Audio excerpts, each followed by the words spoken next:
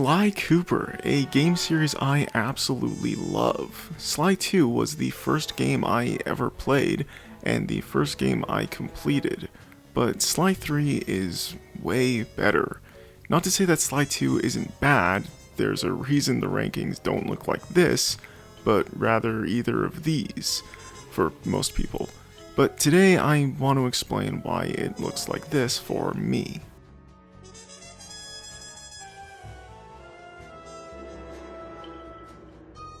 In Sly 3, no boss outstays their welcome, and each episode ends in a boss fight. In Sly 2, there's 3 episodes that don't end in a boss fight. Sure, the story is built more around getting all the clockwork parts, but having the parts stolen from you, plus the fact that 3 episodes don't end with clogging members being taken out, it makes it feel like filler. I feel like the story should have played out as you taking down the clogging members while stealing whatever clockwork parts you can. And the final episode could have seen the Cooper gang using the parts they stole against the parts Arpeggio has.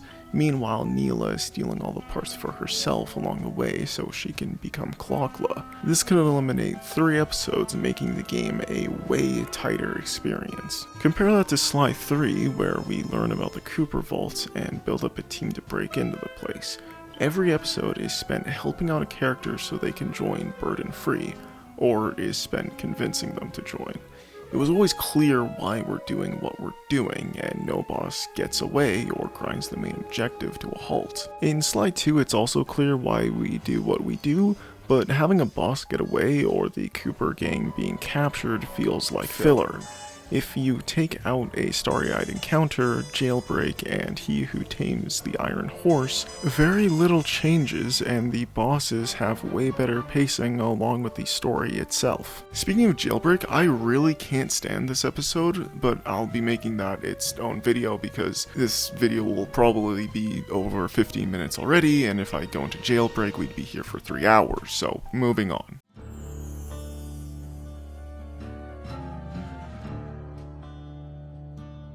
The character interactions in Sly 3 are way better.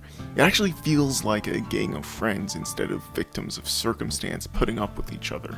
Take the opening scene of both games. In Sly 2, Sly mocks Bentley for using code names and an argument breaks out. Sure, Jailbreak remedies this in a kind of cool way, but I'll talk about that more in the Jailbreak video. While in Sly 3, Sly plays along and asks if everyone is in position, keeping the story moving.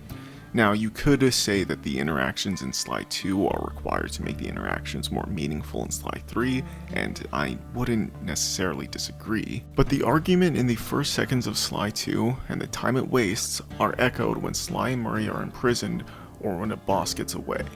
I don't know, a lot of Sly 2 feels like the game is wasting your time, just for another shot at the clockwork parts that get stolen in the end. Plus the van being abandoned, but that leads to an awesome section in the third game where almost everyone up to that point works together to help Murray. Again, making them all feel like a gang of friends in that game. Anyway, that's all my complaints about the narrative, except jailbreak, but I digress. So let's move on to what actually matters.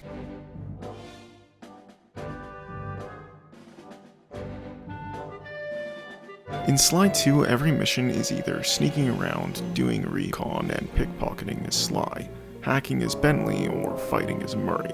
Outside of a few vehicle and turret sections of the game, this is all you're doing. Sure, there might be some nuance, like stealing a tuxedo, or fighting alongside Murray, or crashing a disco ball. Okay, that mission actually rocks. But for the majority of the game, the former is what you're doing. Compared to Sly 3, where you're disguising as Sly, or distracting or luring guards and searching paintings as Bentley, or pickpocketing as Murray in the most Murray way possible. As well as having conversations with others, the 3 have so much more that they can do now. Not to mention hijacking guards as the Guru, or shooting fireworks as the Panda King, and even having naval battles, which are cool, I like them. Granted, Dimitri's levels sucked. Why the hell did they think using the face buttons to move was a good idea? either way, there's so much more good than bad, and certainly more good in 3 than there was in 2. Back to Sly 2, the turret levels get really repetitive. It's just whittle down your opponent's health while shooting down rockets and other projectiles so you don't take damage. The vehicle sections aren't as bad, dodging rockets and other projectiles while you bomb or shoot down your opponent. Though the train shopper sections feel like a whittled down hacking section, and the turret section with Clockla is fucking beyond infuriating. Other than the 2 tank sections in a tangled web, there's not a bunch of variety, unlike Sly 3. Hacking in both is good, but there being a hacking boss in Sly 3 was awesome, and Sal stealing Bentley's laptop is completely unexpected, amping up the feeling of being deep in enemy territory, and sometimes not even your so-called safe house is safe. Plus, you can't buy upgrades during this section, actually giving the player a reason to do that mission first. As if it gives you much of a choice, but still. Hacking boss. Fucking awesome.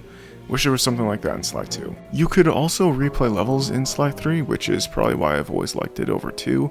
Replaying levels were removed in Sly 2 for some reason, and yeah, you can restart an episode through the pause menu using cheat codes apparently, but either I'm fucking it up every time. Yeah, hi, this is editing acid. I realized I never got any clips of me trying this, and when I went to go record it, I managed to do it correctly for the first time.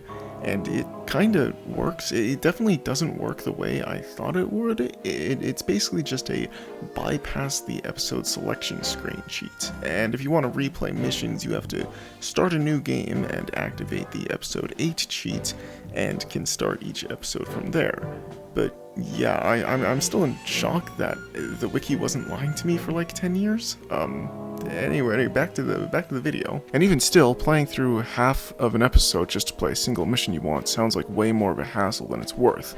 But I've never done it, so what do I know? Kinda sucked that you can replay the tutorials in Sly 3 though.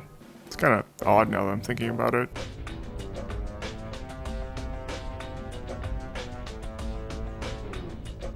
This is probably the only thing I liked about Sly 2 over Sly 3. Stuff being in the overworlds that you can pick up and bring back to your safe house to sell, or some missions giving you treasure items as an extra reward. Not to mention the clue bottles, all of that giving you a reason to explore the overworlds is awesome, but yeah, that's really all I like about Sly 2 over Sly 3, rewarding the player for exploring on their own. Actually, there is also needing to go back to the safe house to sell loot that you've pickpocketed. It makes it feel like you're making more coins. Like, this is probably some psychology thing, but selling 5 items on ThiefNet for a bunch of coins all at once feels like you're getting more coins than getting the same amount of coins over the course of the same amount of time. I don't know if that's just me or not, though.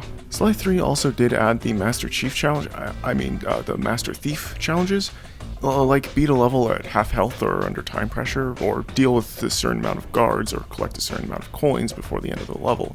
Some were pretty unique though, like guard swapping. And when you reached a certain point in Dead Men, you'd unlock treasure hunts for each episode. Kinda cool, but it would be nice if you got something other than completion percentage for it. Sly 3 also had multiplayer, which is cool, I like it, but I don't see myself being able to convince my friends to come over and play since I don't have Sly 3 on an emulator. Still cool that it's there though, even if it's like 4 minigames. Better than Sly 4's fucking ping pong multiplayer. I want to reiterate, I don't hate Sly 2 at all. It's an undeniably amazing game.